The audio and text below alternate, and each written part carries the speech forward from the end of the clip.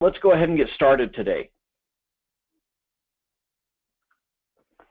All right, as always, each week we have a little bit of a homework assignment. Last week we talked about working with your sphere of influence. And in order to do that effectively, you were supposed to get some contact management software set up. I know that some of you had gone in and used Realty Juggler because they send me a notification. So great job for those of you that took the homework seriously. For the rest of you, if you didn't, or if you didn't get a chance to attend that training and you missed it, go back to that YouTube channel and watch it, because it's kind of the foundation for some of the other things we're going to talk about today. A lot of these trainings will build on themselves. If this is your first time joining me, I don't really have an order in which I do things, but I will reference other trainings in all my trainings. So hopefully you stay with me and continue to revisit these week after week. So getting your software set up, getting all your current contacts loaded in, and then just getting into a habit. Instead of just handing out your business cards, start thinking differently and be an acquirer of information. And get those contacts yourself, get them into your database, and then you can ensure that those people have a future contact with you. Whereas if you just give out your business card, then you've left it in their hands, and it's not their job to call you. It's your job to contact them. They're going to get busy, they're going to forget, and they're going to lose your card, and you got maybe a 1 in 1,000 chance of building your business that way. So get better odds, start getting information, get into that habit of building that sphere of influence, and then send out a newsletter to your sphere of influence. It was a good week to do that because we're right at the start of a new month, and hopefully you can get that onto a monthly habit where you're sending out a newsletter each month. Now, our inspired thought for the day comes from Maya Angelou. All great achievements require time. Now, we talked about this a little bit last week when we talked about a sphere of influence and building a pipeline. And our thought then was, some people see a rock pile and others sees a great cathedral. The difference is perspective. What we're talking about today is a great way to build your sphere of influence quickly. I have realtors come to me all the time saying, I just don't know that many people. I've either moved here recently. Now, I'll tell you my experience. I didn't know a lot of people. I had moved recently when I got married, and my wife's family was from that town, but they had said, we don't work with family and we don't refer family. Let's just keep business and personal separate. So I was starting from scratch. I didn't have anything to do. This is a great way, if you're like that, for you to get out and meet people. Now, it's old-fashioned, okay, but it works. I can tell you right now, I've been to trainings where people are clearing over $1 million a year. That's their take home. That's not like their closed transactions, because that's what, 3 transactions. That's what they're taking home, $1 million a year, and they specialize in farming. Now, when I started in real estate, I didn't know what farming meant.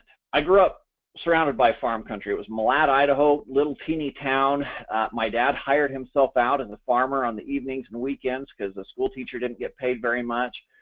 He grew up farming. I was no stranger to farming. We had a couple cows and chickens. We had probably one of everything at some point growing up.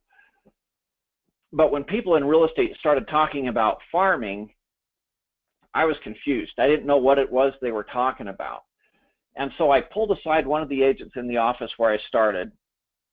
I said, what is this farming you're talking about? And she says, well, I send out postcards every month, and I send out magnetized business cards, and I send out recipe cards, and sometimes I send out calendars. And my thought was, wow, that sounds expensive. And I asked her, she says, yeah, it's a couple $1,000 a year to do that. Now, I was a broke agent. I was brand new in the business, had just had my second child, which had had some complications, and you know how being self-employed and complications with the hospital goes. It gets expensive really quick. I didn't have a lot of extra cash, but she said it cost a couple $1,000, which was beyond me. But I thought, you know, I could make a business decision here. What's your return on investment? I'll get a couple deals a year out of it. And I thought, a couple deals a year, you're kind of breaking even almost. It didn't sound very good to me. And so I kind of pushed this thought of farming aside. Now, I want to compare that method of farming with what I'm about to show you, because if you're out there right now spending a lot of money on postcards and magnetic business cards and stuff like that, then maybe I can save you some money. All right, let's do a quick survey. I would love for as much participation as possible in this. Now, for this to work, you go to your webinar dashboard panel, and there's a little hand that looks like an arrow there, okay? I'm going to ask you to raise your hand, and I first need to get a test number. How many people are participating? How many can find the little button?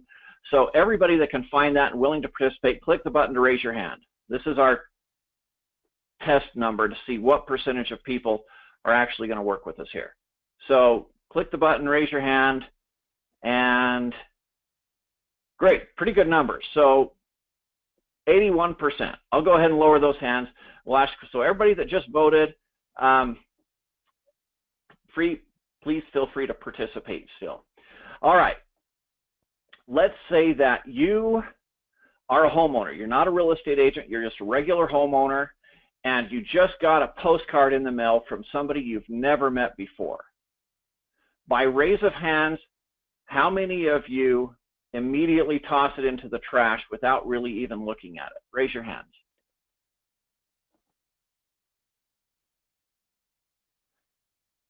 Okay, I'm going to lower those hands and I'll just tell you the numbers. So we had 80% of us willing to participate, 60%, so that's, I guess, all but 20% of those participating, said that they immediately throw it in the trash. So if, let's see, what would those, no, if 3/4 of people basically, okay, if 80% was our total, 60% of that would be 3/4 of the total. So if 3/4 of people that you send something to tosses it in the trash without looking at it at all, that's a lot of money to spend on stuff, okay? Now, let me ask those of you that didn't raise your hand this question. All right, so these are the people that actually kept it and looked at it. All right, let's, in fact, rather than raising your hand, some of you that kept it, please type in the question panel. Type in and tell me why you kept it, why you didn't just throw it immediately in the trash.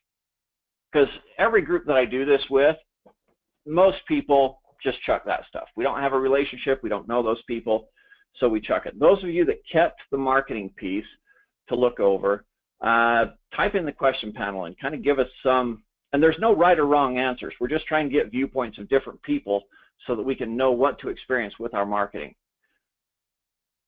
Okay, so this is a good one. I look at them for marketing ideas, then throw them away. So yeah, learn from your competition, I guess.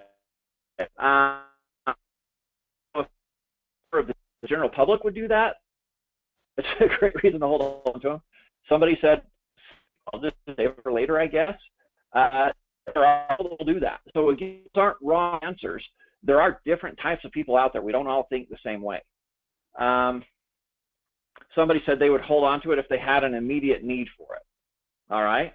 So if it's strictly a numbers game and you're hoping to land it in somebody's lap right when they need it, then maybe it could be a good thing, I guess, is what we're saying. So let me ask you this question. This brings up another thought for a survey. So again, let's have everybody participate in this one.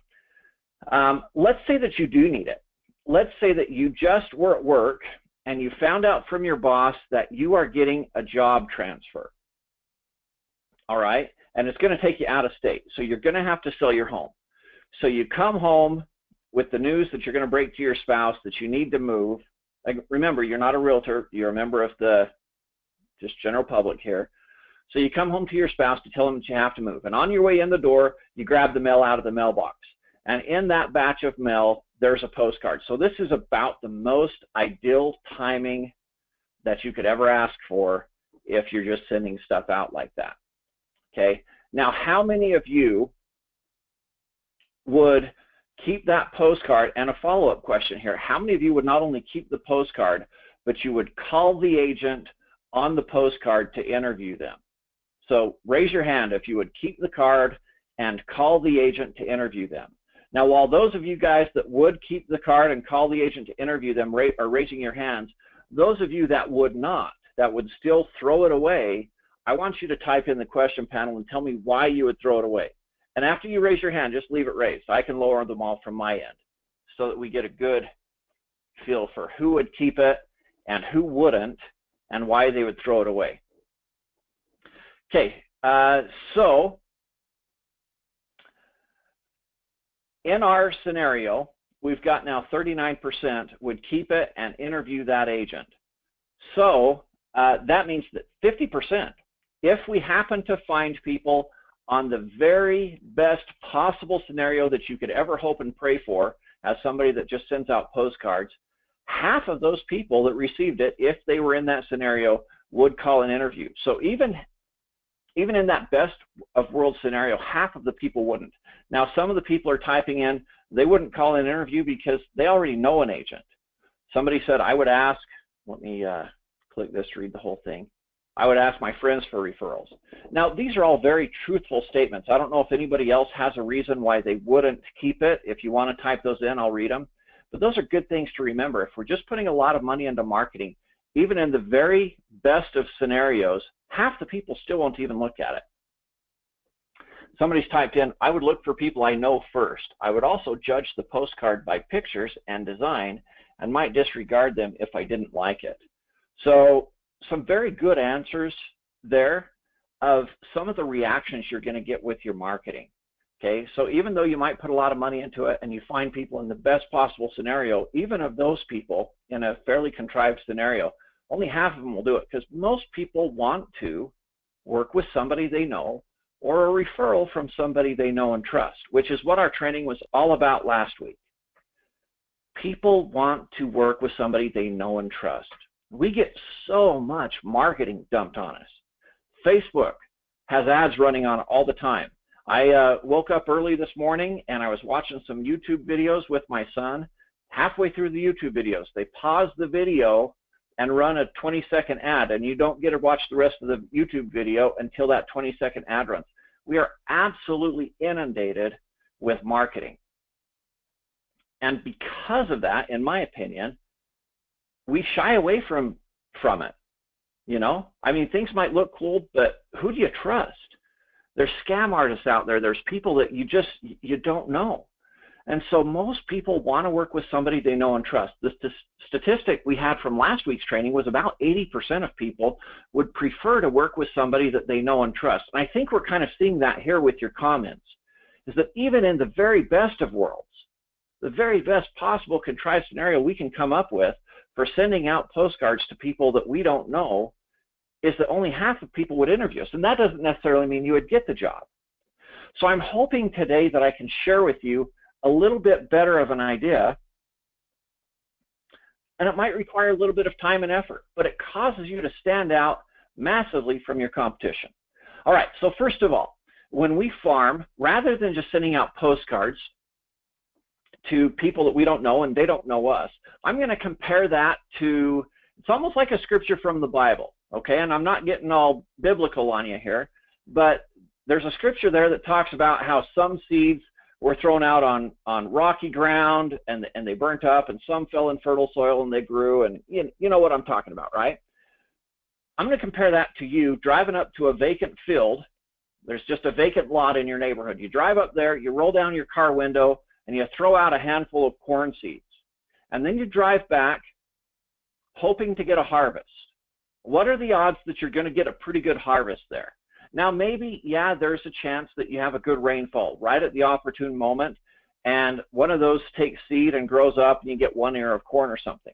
And that's basically what I was getting the advice when I asked that realtor in my office, how do you farm? Send out a whole bunch of stuff to people that don't know me, and 1 or 2 of them call me back, okay? Again, it's kind of a luck-based business, and if you've been with me at all, you know that I don't like building things on luck. I'd rather take a firmer approach and make sure that I can make my bill payments rather than hope and pray that I can make my bill payments. So let's treat this more like a farmer. If a farmer sees a vacant spot of ground, well, they don't necessarily plant in it. They want to check and see, is this a good spot of ground first? You know, is it soil that will support the type of crops I want to grow? Now, the crops we want are cells. And so jump on your MLS. This will be part of your homework today, and so you can take notes here. Get on your MLS and pull up some different neighborhoods. Depending on if you're full-time or part-time, I think a full-time agent could handle a neighborhood with about 500 people in it, 500 homes. A part-timer, maybe a couple hundred homes, okay? So pull up a neighborhood and just go around with your MLS. We have a map feature that we use this with. So I'll pull up the map feature and just selecting sold properties. I'm going to go back 90 days or so, and I'm going to just draw squares. So in our MLS, I pull up that feature and I can draw squares over certain areas or neighborhoods, and it will tell me how many sales they've had in the last 90 days. Now, this doesn't take a lot of time. It'll take maybe 15, 20 minutes, depending on how many neighborhoods you want to look over. But it's really a pretty quick exercise, and you'll start to see a big difference in a lot of these different neighborhoods. Some of them will have 2 or 3 sales in 90 days, and then all of a sudden you'll land on a neighborhood that has 15 sales in 90 days. And you start getting in and looking at the homes, and a lot of times they're first-time home buyer homes. It's something that people can afford, but they quickly grow out of. You know, it's their first job out of college, they get a quick promotion, they can afford something better. They have 1 or 2 kids, they need to move and get something a little bit better. And so there's a lot of moving in and moving out. People typically only stay there 3 or 4 years, and then they're moving on again. If you can find a neighborhood like that, even though they're lower end on the price range, you can get very consistent income. But you could target higher end neighborhoods with this approach as well. You're just not going to have the consistency. You're still going to get closings, but people there don't move as often. So your choice in how you want to proceed. For me, I like the lower end stuff because I like multiple closings each month, and the paychecks come in and I don't have to stress about bills and having a great big deal come through. They're always nice when they do, but I don't, again, like to build my business on that. So that's up to you. But we want to find a good spot of ground that has consistent sales. Now, if I find a neighborhood that has 15 sales over a 3-month period, that's about 5 sales a month, but it's not 5 sales, it's 10 because it's got a buyer and a seller. So there's actually 10 sides a month going on in that neighborhood. So if I can find a good spot of ground, now I need to start doing what a farmer would do. I need to prepare that land to plant. And for this, we're going to become the expert. The nice thing is we have a lot of tools that the public do not have. So if it were my neighborhood, for example, I could pull it up on the MLS and I could see sold data, active listings, under contracts. I could see what people got for concessions. I could pull title reports on things if I wanted to. I can get a lot of information very quickly. And this is maybe another 15 minutes of work. So far, we're in this less than an hour to do this. But we found a good spot of ground, and we're quickly becoming an expert on what is happening with this market. All right? Now we're going to prepare our seeds. Our seed is a 1-page introductory letter. Now, we actually talked about this last week, and it was part of our homework, and somebody wanted to see a sample last week, so I added a slide in here. This is one of my favorite seed letters that I've ever seen. It was one of my old agents that lived in the Cache Valley area, and he put this together. Now, a couple things you'll notice about this that would make it a good sphere of influence introductory letter as well. So this is the same thing we talked about last week with your sphere of influence and introducing people to the fact that you're a real estate agent. So obviously somebody that had been around, people knew him. He was, he says, if you live in Hiram, I'm your neighbor. Okay, if you live in Logan, I teach at the high school. For several years, I was a mortgage broker with Envision Lending. But it's a very light-hearted, it's a fun way to introduce himself. All right, he's got a couple pictures here that are engaging, his own photo, and then obviously something that's obviously real estate related. And then rather than making it a sales piece, which would be we talked about making deposits versus withdrawals last week. This is as close as he gets to this. And I think it's more of a deposit than a withdrawal. If I got this, I'd be like, oh, that's cool. It wouldn't put a strain on my relationship at all. Considering buying, let me connect you to my free email alert. Now, this was a while back. Today, we could say, let me share with you my mobile app on your mobile device. Log into, and you put in your ProAgent website, and they would automatically have a mobile app on their phone that they could look at stuff all over the place. So we've got some great tools for you to do something similar to this. Considering selling, let me put together a free market analysis, okay? So that's the closest he gets to a sales pitch. and it's pretty user-friendly. It's not something that you would feel sheepish handing out to people to introduce yourself. So this is his one-page seed letter, all right? So let's go back here. We've got a spot of ground that we know has consistent closings. We have become an expert on that spot of ground. We know all the details about what's going on. We've got a really nice user-friendly letter that we can give out without feeling like we're being a salesman. Okay, it's an introductory piece, not a sales piece. All right, next, we need to plant the seeds. Now for this, we're going to go door to door. We are not going to hire teenagers to run around and put on door hangers. Our whole goal of this exercise is to meet people. All right, like we talked about last week, a lot of people, even people in your own neighborhood, don't know that you're a real estate agent. Okay, I've lived in my neighborhood for 10 years. I'm the HOA president this year. We're kind of a self-managed HOA, just about 30 homes. So we elect our own people. I got dubbed this year as the HOA president. So I'm going around handing out a flyer to everybody to let them know of an upcoming meeting that I want them to know about. And I had somebody say, you know, as I was walking away, they're like, hey, are you the same Eric Lee that's a real estate agent? Mind you, I've lived here 10 years. These people are 7 doors away from me. And they've seen my name around, but they're not quite sure if that name belongs to me on the same real estate sign. I find it interesting how much we take for granted that people know about us. So we want to do a little bit better job of that. So we want to go around and we want to meet people. Our introductory letter is simply a tool that lets us be there. So we're going to go around door to door and we're going to try to find a time when people are home. So maybe it's a Saturday morning or it's an evening. We're not going to be interrupting them from their dinner with a sales pitch. Okay? It's not going to be anything that bothers anybody. It's not soliciting because we're not going to solicit anybody. By the way, if you have a sales pitch that can convince somebody to move when they've never considered moving before, then share that with me, as long as it's not illegal steering, okay? But that's not the way it works.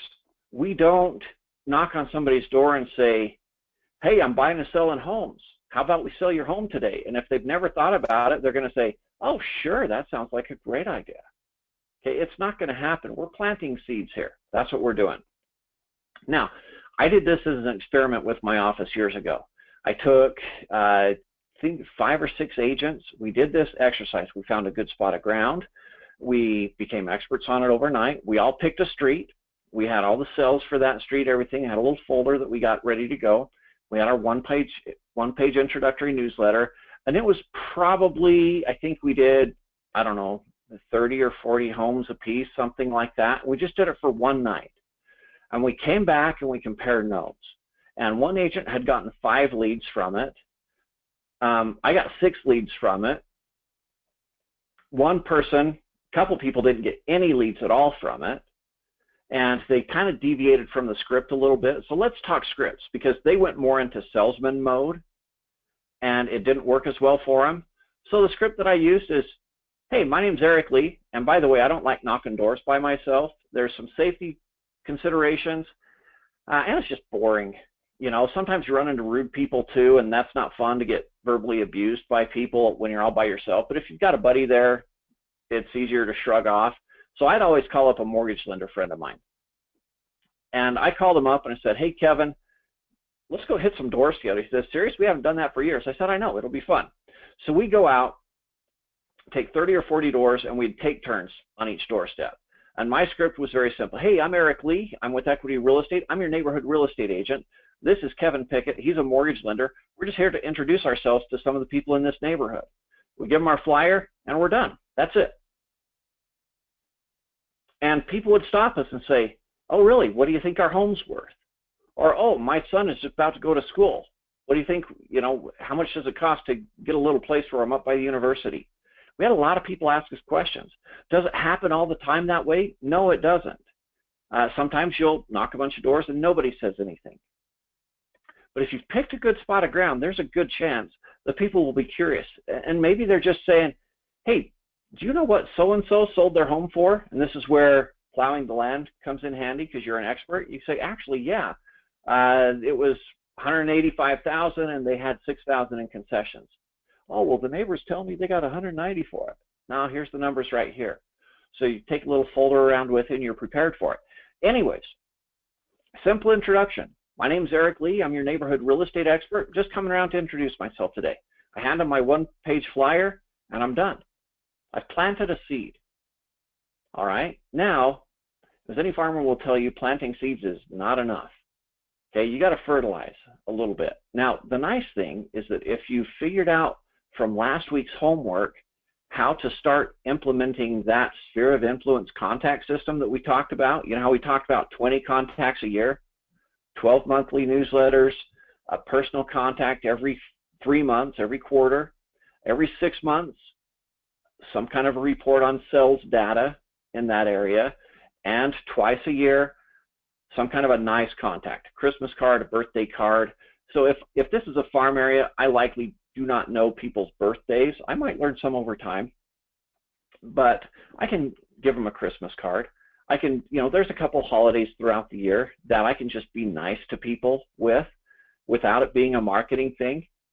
I just go around, hey, I'm Eric Lee, your neighborhood realtor. Just wanted to wish you a Merry Christmas today, give you guys a card. I could do that. I can hand deliver it. I can mail it to them, whatever, but it's not a marketing piece. It's just something nice, okay?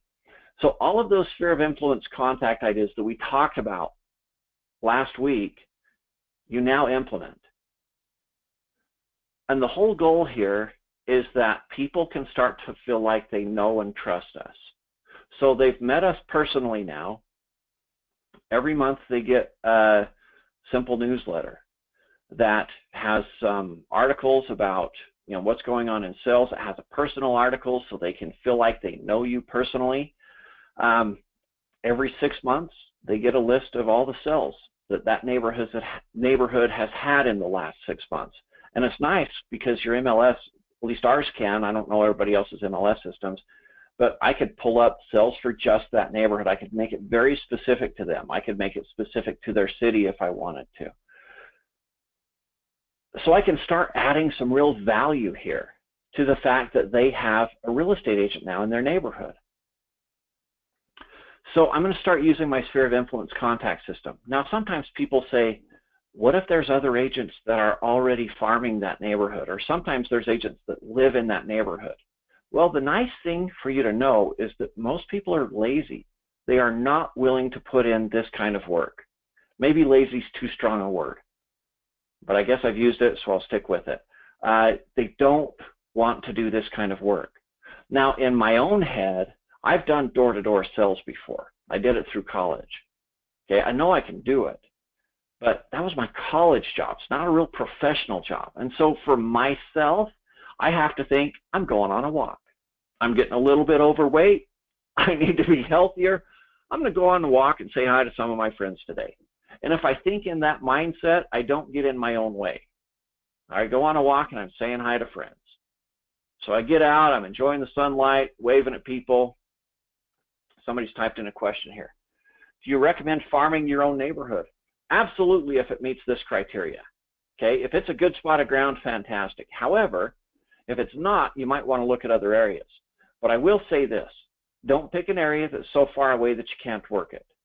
Okay, I've had agents do this farming program that were full-time moms. They had busy schedules, and for them, their neighborhood was the only thing they could reliably work.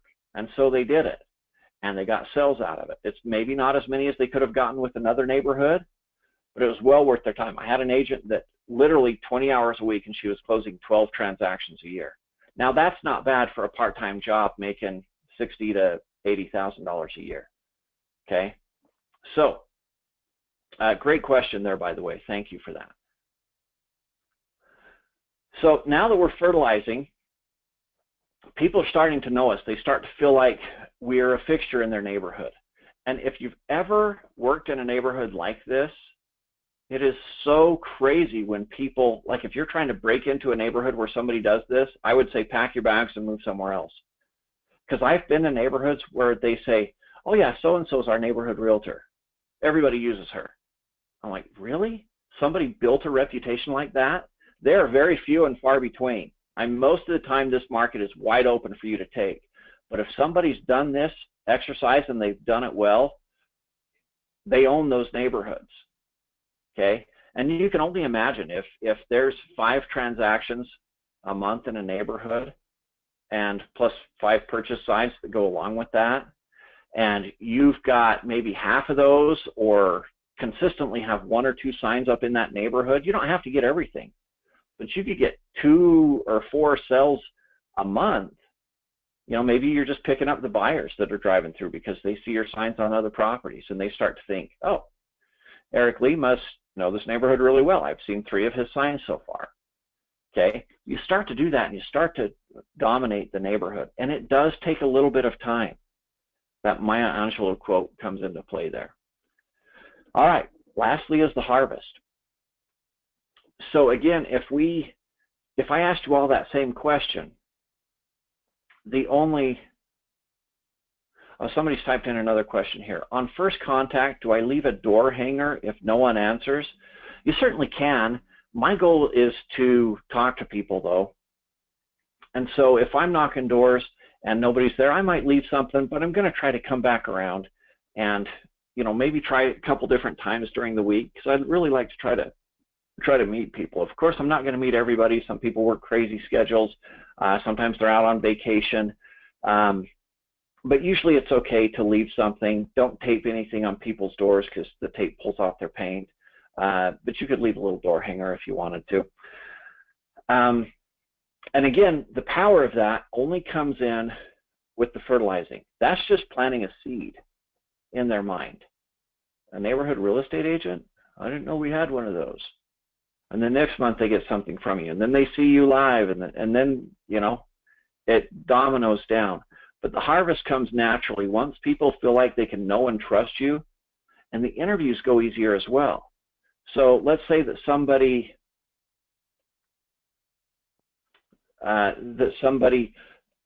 does call you in for an interview. They already know that you know their neighborhood. They know that you're a hard worker. So you already stand out from the competition, okay? You've created 500 households that feel like they can know and trust you with this work effort. Somebody's typed in script, please. I'm not sure which script you're referring to. My script for planting the seeds is simply, hey, I'm Eric Lee. I'm just here to introduce myself. I'm your neighborhood real estate agent. This is my friend Kevin Pickett. He's the mortgage lender for this area. If you have any questions about real estate, we just want to introduce ourselves. Hand them our flyer, and we're off to the next door. So that's the script. I'm your neighborhood real estate agent, just here to introduce myself, okay? Sometimes realtors ask, can I partner with another realtor in doing this? You certainly can, but then you're splitting all the deals too. I would split them 50-50 rather than you take this one and I'll take this one, because that would suck if every door that you took, nobody was home, and every door they took, somebody answered and got a lead. I think that would quickly end that partnership. But that's up to you guys, okay? Hold on, I got one more question. Do you have more examples for flyers that you hand out? I'm just giving you a sample script with that one flyer. As far as flyers, I mean, there's a lot of things that you can do. In fact, with our power team concept that we're going to talk about, I'll hopefully give you a lot of other ideas that you can do as time goes on, because the first time you're just introducing yourself. That's the seed that you're planting. From then on out, you want to have some kind of a value-added incentive. So if I'm going to go out for my personal contact every 3 months as part of my fertilizing system, if I'm going to go out and knock doors every 3 months, which, by the way, would be a simple matter of having a habit of going out maybe 2 or 3 times a week. Knock 20 doors, maybe 10 doors in an hour, you know, go out, get a little bit of exercise, say hi to people, and just work my way through the neighborhood. And after 3 months, I've worked my way through 500 homes, and I start over at the beginning and just keep doing it. I make it a standard practice in my business to do this. As I start over, I need something new. I can't keep handing out flyers to introduce myself. So when we get to the power team, we'll talk about that. But I can implement some of those other things. Hey, here's the sales history for the last 6 months, okay? So there's a lot of different things you can do, and I want to get to the power team training so that we can talk about those. Somebody's asked, do you only work one farm? No, some people work multiple farms. It just depends on your time. The key is to work it well. Okay, just if all you're going to do is go along and introduce yourself once, and then it's 7 months later before you can go back and do anything, then that defeats the purpose. They're not going to feel like they can know and trust you. It's got to be consistent. It's got to be dedicated so that you're actually building a relationship with people. That's the goal here, is to build relationships with people. Now let's get into our power team concept, because this really boosts everything that we do. Our sphere of influence, our farming, even our standard listing and buyer presentations can get a good shot in the arm from this. Now, being self-employed as a realtor does not mean, obviously, that we're working by ourselves. There's a lot of people that have to get a good job done in order to make this successful. We've got to have good inspectors, we've got to have good mortgage lenders, we've got to have good title companies, and those are the basics that are involved in every transaction. But quite often an inspection comes back bad, and now we need a plumber, and now we need a landscaper, or we need somebody to trash out a place. Maybe we need a mover, because that's one of their biggest concerns is, hey, we don't like moving. So there's a lot of different people that can play a role in whether or not we get the business and whether or not we get a great referral from that business. So we've got 3 different things we're going to look at today. Our power team should help us because their expertise should give us somebody that we can rely on to refer to our clients, knowing that our clients will be taken good care of. That's our number 1 criteria, is they've got to do their job really well, okay? And if they don't do their job really well, then we're not going to refer to them. Now, a lot of us stop here, and I call this a grade school mentality. I'm not meaning it to be offensive, I just meaning we don't really think about it very much. And it's this, I'll give you a lead if you give me a lead concept. I'll scratch my back if you scratch, or I'll scratch your back if you scratch mine, okay? And I have agents come to me a lot saying, my lender never gives me leads. Should I get a new lender? And my answer is, not necessarily. We got to start thinking about this differently. They're not giving you leads, but you're giving them leads. Why are you giving them leads? Because they're somebody you can rely on. Why aren't they giving you leads? Because in their mind, you're not somebody they can rely on. Now, as realtors, we kind of get this movie star mentality because everybody's coming to us for our business. We're the source. Okay, we're usually talking to people before anybody else is. And so buyers are coming to us before they've talked to a lender or gotten pre-qualified. So lenders are constantly coming, want to take us to lunch. They're dropping off pens or notepads or whatever in our office. Be really careful with things that you accept from them because it could be RESPA violations. They usually know their rules and they're pretty sensitive to those things. But you don't want to take kickbacks from lenders. But they're always doing things to try to get our business, okay? Got a guy that calls me every single week. I haven't worked with him in probably 10 years. He's deciding to get a little bit better at it. He's hired himself a personal coach, and this coach has said, call these top producers every single week whether you get business or not. So he calls and we have a chat. Every week now for 6, 7 weeks he's called me. I still haven't sent him anything because the relationship, well, I've got other relationships. They work hard to convince us that they're the best, and that's why we send them a lead. But it is not because they scratch our back in return. We send them a lead because they're the best. Now, if I have a lender that gives me a lead every month, but he never returns his phone calls, and our last 5 closings, he's been 3 weeks overdue, we're getting extension after extension after extension, and I know that he charges more than my competition, even if he sends me a lead every month, guess how many I send him? None. Because my professional reputation is on the line and I will never get another referral again if I send people to this lender. I know lenders that are like that. Okay? So that leads us to our second point. This is a higher level of thinking. Your expertise as a realtor is what should get you the steady stream of referrals, not the fact that you're referring people out. You're referring people out because the people you're referring to are experts. You don't get people back because they're experts. You get people back because you're the expert. So the question is, what are you doing to convince your power team you're the best? See, now we've graduated up to a high school level. We're starting to mature a little bit in the way that we think about things. And the nice thing is we have direct control over this.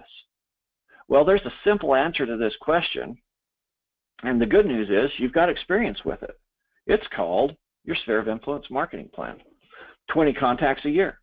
So how this plays out with my power team is they get my newsletter every month. I've got a personal article and a professional article. They start to see me more as a friend, and as a professional associate, they see that I know things. So killing two birds with one stone there. They get a call from me. I find out when their birthday is. I call them on their birthday. I send them a Christmas card. I take care of them and I show them that I care about them. By the way, I bet these people don't get a lot of stuff. They always give stuff to realtors, but I doubt they get marketing pieces or just a nice birthday card or something from realtors. I think that would be fairly rare for that to happen, okay? Other things that I'm doing to convince them the best. Every quarter, every 3 months, I'm having some kind of personal contact. Now with these guys, the nice thing is they're working business hours, so you can get this stuff done during the day. I like to take them to lunch. Now I'll call them up and say, hey, let's go to lunch. And I don't expect you to buy. We'll both pay for ourselves, but I'd want to talk about business. Now you can buy for them, but I don't recommend you have them pay for you, okay? Because that's not what this is about. That means that they're the ones marketing to you now. Call them up and say, hey, let's go to lunch together. We'll each pay for ourselves. I'm not looking for a free meal, or I'll pay for you, but I want to talk business with you, okay? So most of them are going to jump on this opportunity. And you sit down and ask them questions like, what do you find your biggest challenge in the business is? And I've learned things about how I can improve my service to make their life easier. A mortgage lender told me people are really hesitant to give us all the information that's required today. Their last loan was 10 years ago, and it was easy for them compared to the hoops we make them jump through today. But it's not just me, it's everybody who makes them jump through these hoops. But since they haven't talked to everybody, they think it's just me. I said, you know what, I can help you with that. I meet with my buyers in every case, and I do a buyer presentation. And by the way, I do stand out for that. Most agents don't do that with their buyers up front. I meet with them and I go through the whole program, and I'll bring that up. And I'll let them know that, hey, this is what you can expect, so that when they give you a call, they're prepped for that, and that can become less of a hassle for you. Now, if I'm making his life easier and he knows that I'm giving a very professional service, guess what? I just went up a few notches and becoming one of the best realtors he knows. And I'm very direct with these guys. Sometimes I'll say, look, my goal is to be one of your top 2 real estate agents. I don't expect to take the #1 spot overnight. I expect to earn it. And do you have a couple people already that you're working with that would preclude me from breaking into those top 2 spots? You know, if you've got like a brother that's in the business or something, I'd love to hear about it now, because I want to be the top agent for somebody. Well, yeah, my wife's a real estate agent.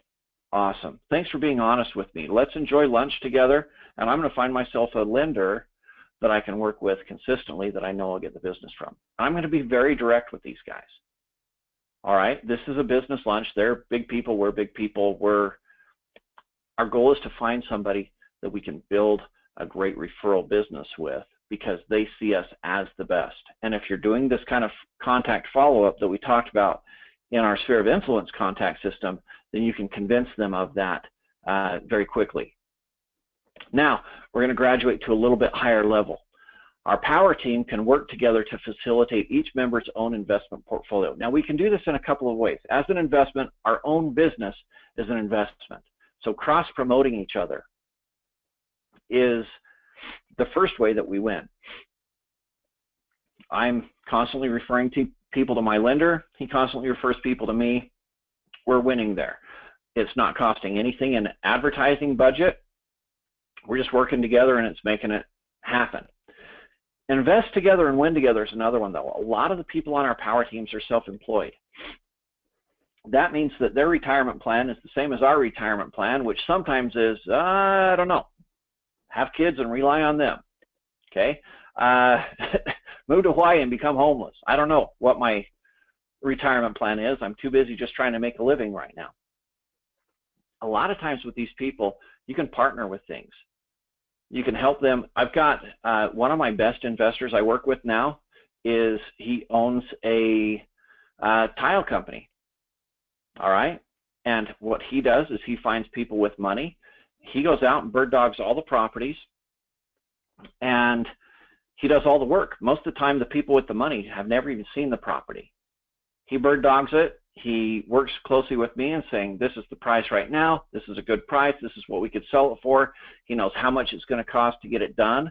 So if I've got a general contractor on my power team, we could be flipping homes on the side. We could keep his crews busy in the down times, which now isn't one of those, but they do come around again. But if I've got plumbers or handymen or something, a handyman would be a great person you could flip homes with. Find a great home, he goes in, fixes up all the little things together. You could partner on different deals together. I partnered with a mortgage lender once, and we bought a home together and sold it 6 months later, and I think we both split about 15 grand. You could even invest together, and depending on how you wrote your agreement up, you could buy and hold properties. That's a little bit riskier to do because relationships deteriorate, but you kind of get the idea. You can start buying and selling properties, help them. Maybe you're not even partnering, you're just helping them understand how they could be a landlord and successfully survive. I mean, if it's a plumber, that's one of the biggest problems the landlord has is plumbing. Say, hey, you could have a big advantage here over other people is, I help you find a good place, you manage it yourself, or, we set you up with Equity's property management services, but we can help them be successful in building a retirement plan together. Now, I'm not going to talk about that any more than that little pitch there. There are ways to invest together and win together, and I'm just trying to plant seeds for you today. Let's talk about the cross-promoting stuff. As we think about different people that could be our power team partners and how we can cross-promote each other, you've got a lot of different things that you can do. At one point, this was a long time ago, I actually had my own newspaper. It was a 4-page, so front, inside, back, right? So a simple newspaper, and I had one page that was all dedicated to my power team members. So I think I had 12 or 13 power team members, and they each got a pretty good sized ad. It's like a 4x4 ad in a big paper. And then I had a whole page for buyers, a whole page for sellers, and then one page for me. I had a whole page just for myself. And it didn't cost me a dime because all my power team members, it was $150, $100 or something, which was cheap marketing for them. Plus I was promoting them everywhere I went. And that was kind of fun. But the nice thing is I could print out a bunch of these and I could give 20 to the plumber, okay, and I could give 20 to this guy. And when he went out on jobs, he could say, hey, thanks for working with me. If you have need of any other services or anything, here's this. And he could give it to him. Now, one of the easiest ways to promote other people is if they have some kind of an offering. And so this brings us back to what we were talking about with our farming and other ideas for you. Right now would be a great time for HVAC, for lawn care. So if I've got an HVAC person, people are dusting off their central air units, they're getting things checked, making sure everything's working really well. People are getting their lawns aerated, getting ready for spring and summer to hit. I could call up my HVAC guy or my lawn care guy, and I could say, hey, and by the way, I want to speak with the owners.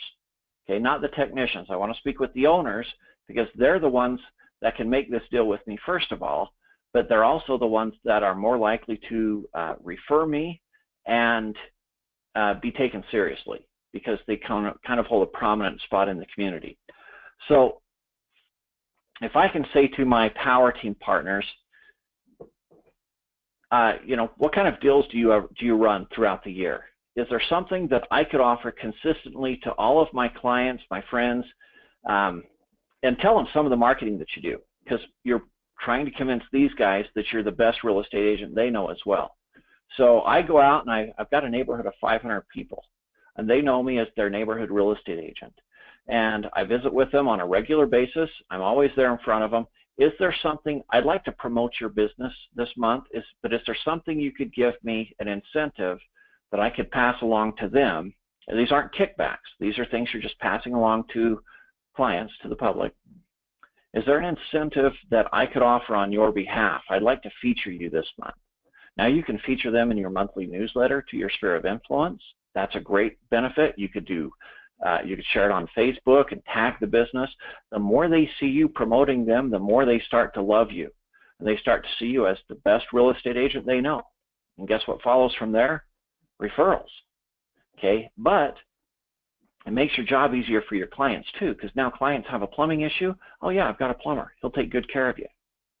Give this guy a call. And he calls you up, or you call them up, and the plumber says, oh, Eric Lee sent you? Yeah, I'll give you 10% off. I'll give you a free service call, whatever. Okay?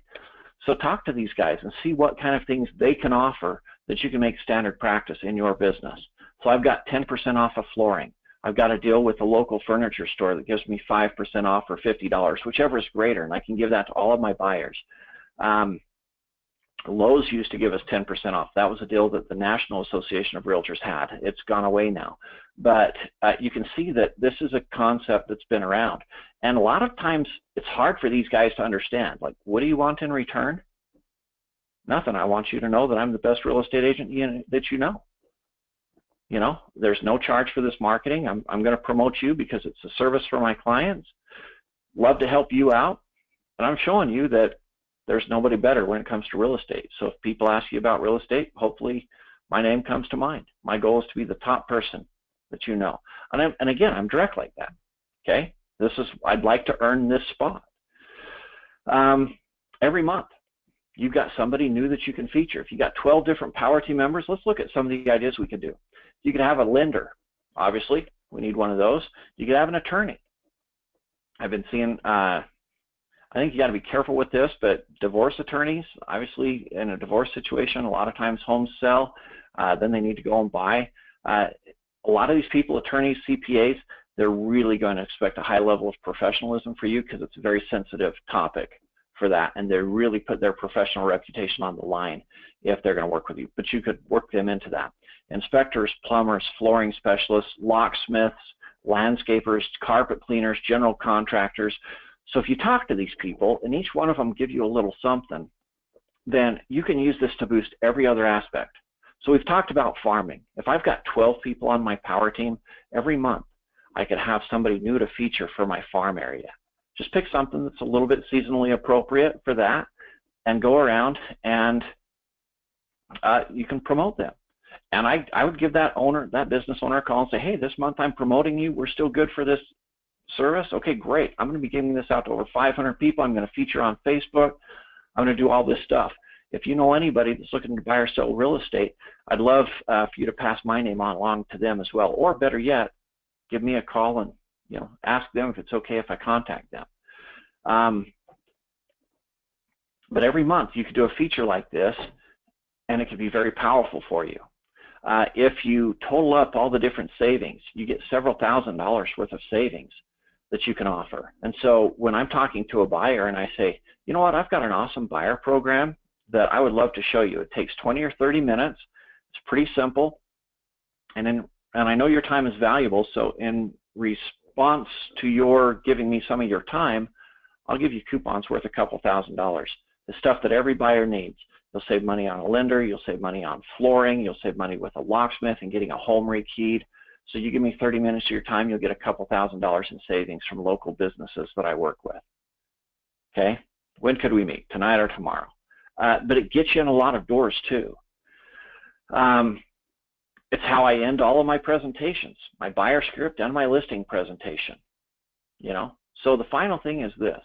As we go through this process, there's going to be people that we need help from. We might get, when the inspection is done on your home, maybe there's a few repairs.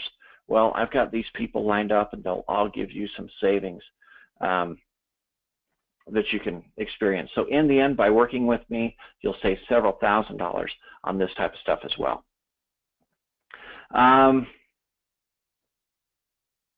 Okay, somebody's asked, it says off subject, but you still have a coupon code or discount available for Realty Juggler. If you go to Realty Juggler, that's the contact relationship management system we talked about last week, and you sign up there, again, they'll give you 3 months for free, but if you just put down my email address, it's thebrokerericlee@gmail.com, then they'll give you another 2 months free All right, so you just have to put down my email address and you'll get 2 months free. So basically it's $100 a year. They'll give you 14 months for $100. Okay. So anyways, this is the idea with the Power Team. And you can see here how that can benefit people. Realty Juggler, I'm not sure if I can call them a part of my Power Team, but they do a good service and I promote them, and people appreciate that. Okay. Gives them somebody good that they can go to. So we've got a bunch of Power Team members that we need to work on. We have a lot of homework to do this week. Whether or not you choose to farm, I want to pique your curiosity by having you do that research and find out where those hot areas are. I'm hoping once you see an area with a lot of cells, it will tip you over the edge and help you make that decision to go out and get some farming done. Next, Power Team members. I've got on here 10. I would do 12. Okay? Have somebody every month that you can go out and talk to, build a relationship with, and build your business up with that. Assemble your coupons into a simple 1- to 2-page offering. Okay, and I've done everything from the big newspaper to getting copies of their cards and logos and trying to make it creative and jumping through a lot of hoops because their corporate had to clear any marketing they did with that logo. And I'm down to the point now where I type it in Excel, and it's a simple one line. You know, flooring, this company 10% off, and I put that in all my presentations. So it's a simple 1-page presentation where they can see thousands of dollars worth of savings. But that's something that, again, you can use this in all aspects of your business. It boosts you up. You build relationships with builders. They send you referrals. You could build a great business just off of having a great Power Team partner. Some of you guys have heard of BNI, a business networking meetings. You're basically building your own BNI here, and you're the lead of it. You're the head of it, and nobody else gets in. Okay. So anyways, hopefully this was helpful to you guys today. If you have questions, comments, feedback, please shoot me an email, brokerericlee@gmail.com, or you can visit my YouTube channel at Elite Agent Training. Type it all in as one word, and you can subscribe there. Thanks again for joining me. I hope you guys have a great weekend, and we will see you online next week. Bye-bye.